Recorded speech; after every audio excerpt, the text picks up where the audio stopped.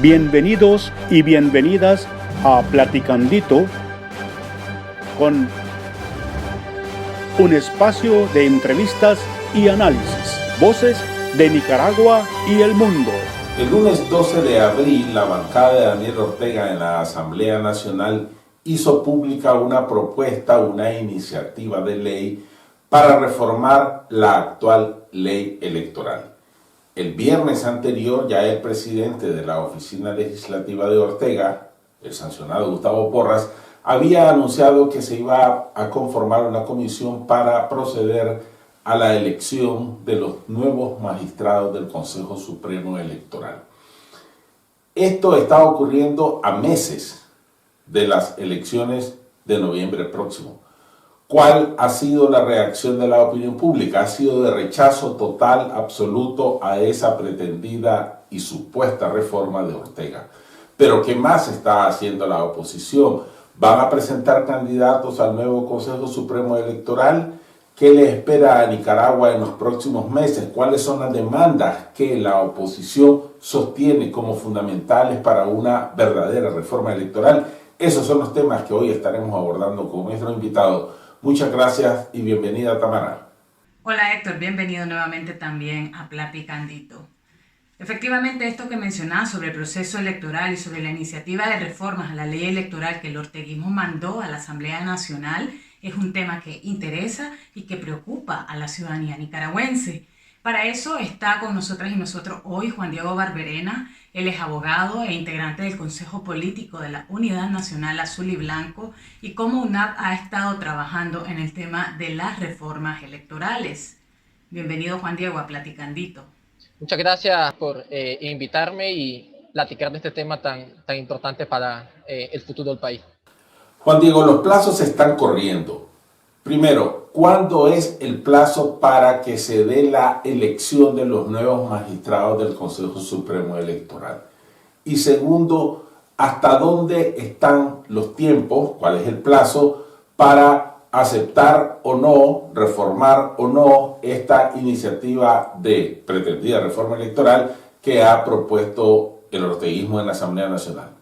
En principio, digamos, hay dos vías, por así decirlo, de esta modificación al sistema electoral, pero yo quiero que quede claro una cosa, modificación entre comillas, porque la reforma desde las disposiciones legales no están modificando nada, más bien están endureciendo un sistema favorable al sistema de partido hegemónico que ha impuesto la dictadura durante todos estos años. Eso es importante resaltarlo. Pero hay, digamos, dos vías. Uno es la elección de los nuevos magistrados del Consejo Supremo Electoral, que ya es interesante, Héctor, las movidas que ha hecho la dictadura en los últimos meses acerca de los tendenciales nombres que puedan estar ahí, ¿verdad? Y dos, es el tema ya de la discusión y dictaminación de la iniciativa de reforma a la ley electoral que fue presentada el lunes 12 de abril. Ahora bien, ¿cuál es el tiempo? El tiempo que tiene la comisión especial y el plenario de la Asamblea Nacional para elegir a los nuevos magistrados del Consejo Supremo Electoral es de 15 días luego de la publicación de la resolución de la Junta Directiva que fue aprobada en el plenario el lunes 12 y que salió publicada en la Gaceta Diaria Oficial el martes 13. En consecuencia, digamos, es bastante probable que a finales del mes de abril ya sepamos quiénes serán los magistrados y magistradas electos en el Consejo Supremo Electoral. Ahora, el tema de la reforma a la ley electoral es un poco más amplio el plazo, porque estamos hablando acá de que se está reformando, digamos, por los procedimientos legislativos pertinentes, estamos reformando una ley constitucional que tiene un procedimiento de formación de ley distinto a las leyes ordinarias y que en consecuencia los plazos son más largos.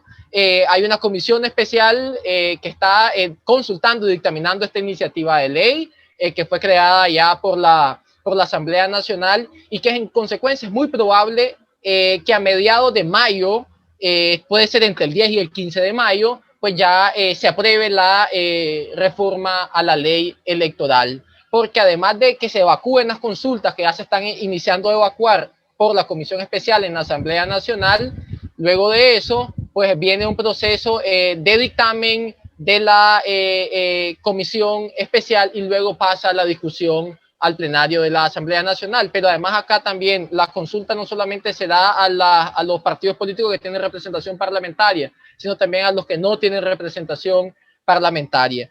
Y deberían además consultar a los organismos de la sociedad civil pertinentes, y esa es la gran discusión política que ahora mismo tenemos, sobre todo en lo relativo a la elección de nuevos magistrados del Consejo Supremo Electoral, porque hay una disposición constitucional y una disposición legal vigente de la ley electoral actualmente, que en la reforma proponen eliminarla. En este contexto, Juan Diego, la Unidad Nacional Azul y Blanco y la Coalición Nacional van a presentar candidatos a magistrados. La idea es de que, digamos, generemos un debate político extraparlamentario alrededor del tema de las reformas electorales, alrededor de la elección de los nuevos magistrados del Consejo Supremo Electoral. Nosotros hemos considerado dentro de la coalición y dentro de la Unidad Nacional en particular de que es importante presentarle al pueblo de Nicaragua los nombres de hombres y mujeres con la capacidad, aptitud, idoneidad para ejercer los cargos de magistrados del Consejo Supremo Electoral. Y dentro de poco se estará haciendo pues pública una lista desde la coalición nacional en donde se presentarán, digamos, los nombres de esos hombres y mujeres que deberían ser y van a ser propuestos a través de, digamos, el partido político que tiene representación parlamentaria que está dentro de la coalición nacional en la Asamblea Nacional. Creemos que es importante proponerlo porque los nombres que están surgiendo a propósito, yo conozco dos nombres nada más, que es Fanor Avendaño y Guillermo Miranda. Bueno, Fanor es un antiguo aliado del Frente Sandinista, ¿no? Y entonces pareciera que va en camino a remozar sus antiguos pactos la dictadura. Y lo que necesita el país es sobre todo personas, más allá de su procedencia ideológica, creemos nosotros, que tengan la capacidad, aptitud para ejercer esos cargos y que le irradien confianza a la ciudadanía en la administración electoral. Nosotros creemos que eso es sumamente importante, pero además hay que generar un debate extraparlamentario alrededor de estos nombres, ¿no? Hay que generar, digamos, cierta legitimación a estos nombres alrededor de consulta ciudadana, alrededor de campañas de comunicación política, que es en lo que se está precisamente trabajando en este momento, pero que creemos que más allá del tipo de reforma electoral que se está aprobando, esos nombres deben de estar, deben de proponerse, porque si no se propondrán otros nombres que realmente no van a favorecer, no van a responder y favorecer lo que el país está requiriendo en este momento, como en efecto se han presentado estos dos nombres y como los nombres que también la dictadura está barajando, pero en paralelo a ello también hay que dar toda una discusión y contienda política alrededor de estas reformas electorales que son, más allá de lo que quieran decir, pues son unas reformas que más bien están involucionando el sistema electoral y el sistema de partidos a favor de la dictadura, sin lugar a dudas. Juan Diego, ha habido un rechazo, diría yo, unánime a la propuesta de reformas presentadas por el orteguismo. Quisiera tus comentarios sobre eso, pero además, ¿cuáles son los aspectos, las demandas, las transformaciones esenciales, fundamentales, impostergables que la oposición considera deben hacerse en materia electoral para que las elecciones de noviembre próximo sean aceptables? Yo quisiera previamente, si me permiten, hacer referencia a la verdadera connotación que tiene esto para poder revertir esta embestida de la dictadura. Y esto tiene una connotación más que técnica jurídica y legal, que desde luego hay que discutirla, tiene una connotación eminentemente política. Pues. Estos temas, más que temas jurídicos, más que temas técnicos, son temas que devienen del poder y sobre todo de la voluntad de las organizaciones políticas. Yo creo que hay que empezar para luego, digamos, subsumirnos en cuál es la reforma electoral y los puntos de reforma electoral que necesitamos. La oposición debe de cerrar filas en rechazar esta reforma electoral. Y si no nos hemos unido alrededor de crear una plataforma electoral, que en este momento es atemporal, pues debemos unirnos para rechazar estas reformas electorales. Pero además, para rechazar estas reformas electorales que no dejan títeres sin cabeza, debemos unirnos para exigirle a la dictadura la liberación de los presos políticos, las condiciones habilitantes, la reconquista de los derechos fundamentales, ¿no? Pero además para encauzarnos a cambiar la correlación de fuerza ahora mismo, pues que no está a nuestro favor y que necesitamos cambiar esa correlación precisamente para obtener los puntos de reforma electorales con los que podamos ir el 7 de noviembre y competir y ganar y se respete la voluntad popular del pueblo nicaragüense. Ahora, entonces el primer paso es rechazar la reforma electoral, ¿no? Que fortalece el sistema de partido hegemónico, que introduce la coerción policial al sistema electoral y que anula la observación electoral nacional e internacional. Los puntos que deben en consecuencia ser incorporados, que totalmente de acuerdo, ya los temas de carácter constitucional ya no pueden ser incorporados por razón del procedimiento especial de reforma del texto constitucional, pero sí creemos importante es que se elimine la discrecionalidad que tiene el Consejo Supremo Electoral y que la aumente esta iniciativa de reforma, y sobre todo en lo relacionado a la observación electoral, que además de que cambian la acepción de observación por acompañamiento, la reglamentación y acreditación sigue siendo discrecionalidad del Consejo Supremo Electoral. Y eso debe estar debidamente dispuesto en la ley, en razón del principio de legalidad administrativa, cuál va a ser el procedimiento y la forma de acreditación de los organismos nacionales e internacionales de forma irrestricta en cada una de las etapas, y que se conozca las funciones y la vinculabilidad que tienen, digamos, los informes de estos organismos para la administración electoral.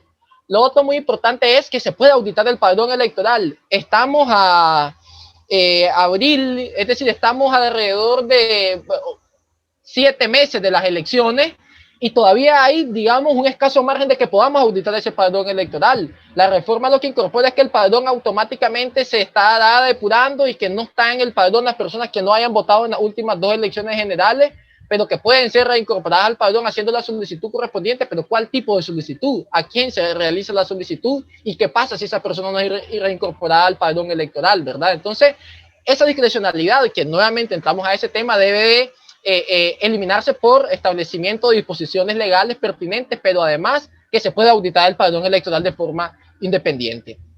Eso para nosotros es fundamental. Lo otro es la debida fiscalización electoral. Es decir, que los partidos políticos y las alianzas electorales puedan fiscalizar en todo momento, en cada una de las etapas del proceso electoral, y que esa figura ilegal que ahora están legalizando, que es la del coordinador del centro de votación, que hace las veces del secretario político, pues sea eliminada, ¿no? Sea eliminada, y porque es quien ejerce la coerción dentro de los centros de votación y le impide a los fiscales opositores ejercer su labor política. Ahora, además de eso, creemos que se debe de igual manera modificar algunas cuestiones relativas a las estructuras electorales. El tema de la JRB. Ahora mismo con esta reforma están pretendiendo o eliminando más bien la facultad que tenía el miembro de la mesa de negarse a firmar un acta de constitución en apertura cuando la Junta estaba constituyéndose ilegalmente, sin que eso fuese un elemento constitutivo de cometer un delito electoral. Pues ahora, al eliminar, digamos, la posibilidad de que no firme el acta y razone su voto para que no se le impute delito electoral, pues se elimina la posibilidad de que razone su voto y tiene que firmar el acta sí o sí si no comete delito electoral. Eso creemos nosotros lo que es parte de la consumación dentro del proceso o en el curso del proceso del fraude electoral. Y finalmente el tema de la cedulación. La cedulación efectiva debe de establecerse claramente, habilitar las oficinas municipales de cedulación, que no solamente es un tema relacionado con la ley electoral, sino con la ley de identificación ciudadana. Y finalmente, nosotros creemos importantes 2 temas desde la Unidad Nacional, Héctor.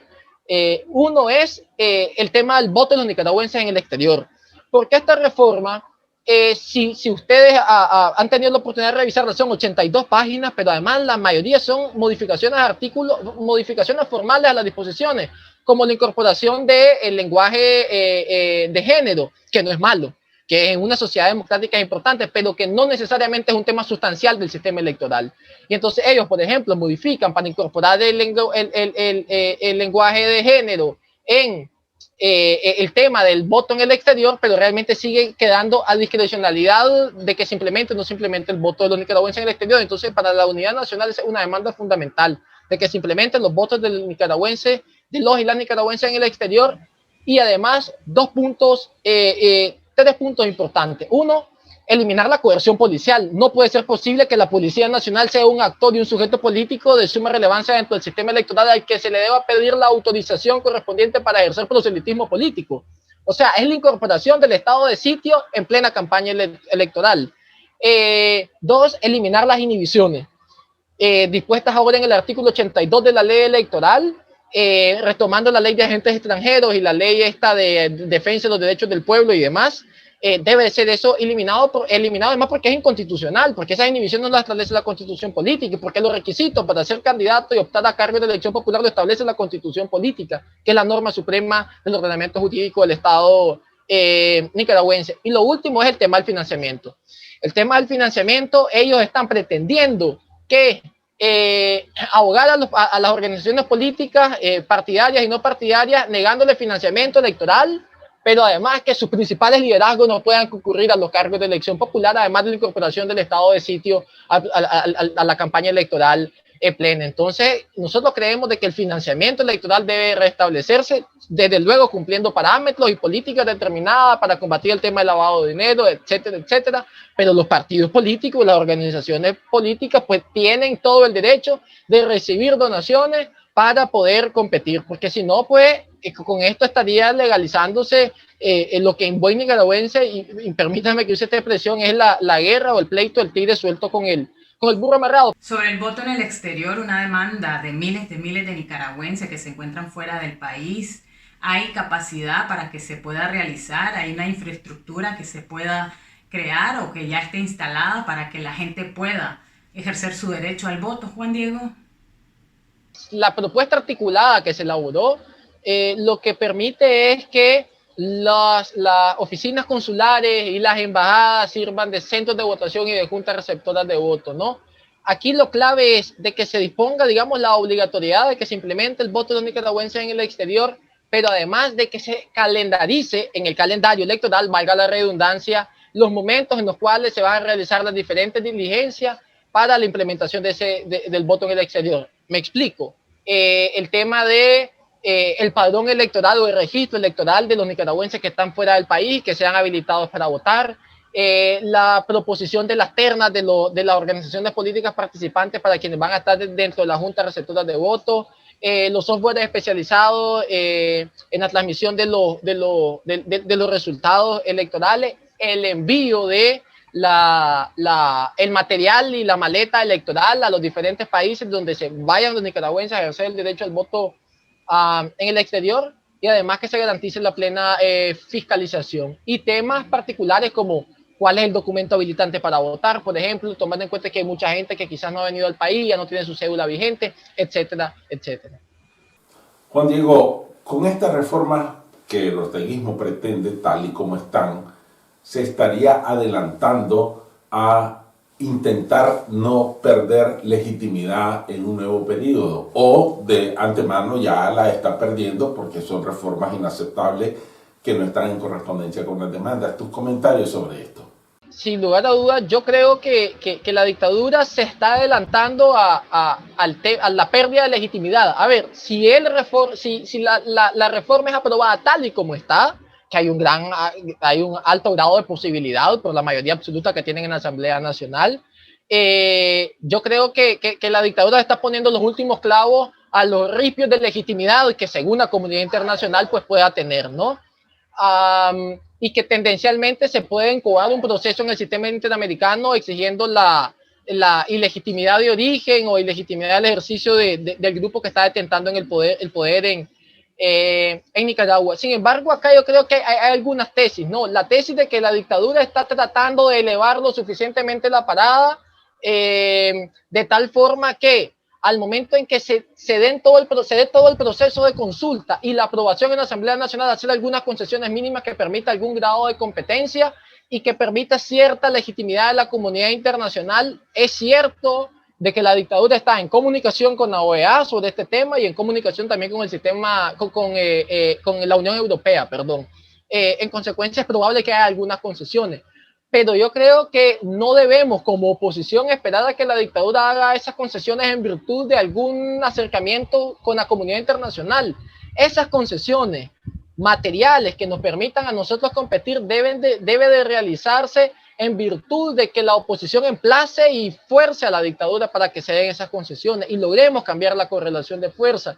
Y eso pasa porque la oposición se una alrededor de la exigencia de unas reformas electorales sustanciales que nos permitan competir alrededor de la liberación de los presos y desde luego las condiciones habilitantes. Si es aprobada la reforma tal y como está, pues yo creo que muy seguramente la dictadura le pondrá, como decía anteriormente, los últimos clavos a los rifles de legitimidad que pueda tener en los ojos de la comunidad internacional. Y yo me adelanto, creo que la oposición debe tomar la difícil decisión política de participar o no participar. Pero yo creería que tal y como esto está dispuesto, con la reforma electoral propuesta, pues participar en un proceso electoral como este sería darle también algún baño de legitimidad a la dictadura. Pero insisto, es una decisión política que hay que tomar, retomando pros y contras, haciendo un análisis de riesgo y demás, y que de esa decisión yo creo que debe de ser tomada con la oposición cohesionada y unificada alrededor de participar juntos o no participar juntos. Pero creo que también debe ser tomada en consulta con la ciudadanía no organizada, o sea, fuera de nuestras organizaciones políticas y fuera de esas organizaciones partidarias hay más de 6 millones de personas que están expectantes a lo que nosotros decidamos y también tienen una posición al respecto y que creo que también debe ser retomada en las decisiones políticas que materialicemos. Muchas gracias, Juan Diego, por haber estado con nosotros aquí compartiendo tus análisis sobre este importante tema que sin duda marcará el futuro político de Nicaragua. Instamos a la oposición desde nuestro espacio periodístico a que presente prontamente nombres de las personas que deberían estar en el Consejo Supremo Electoral. Hay que dar la batalla cívica, hay que ejercer los derechos que la Constitución nos otorga a los ciudadanos nicaragüenses. Nos vemos la próxima semana. Bueno, esto ha sido todo por hoy en Platicandito. Esperamos que les sirva esta información que nos ha aclarado y que nos ha explicado ampliamente Juan Diego Barberena del Consejo Político de la Unidad Nacional Azul y Blanco. Y acuérdense siempre se los digo, de compartir en sus redes sociales. Nos vemos el próximo viernes.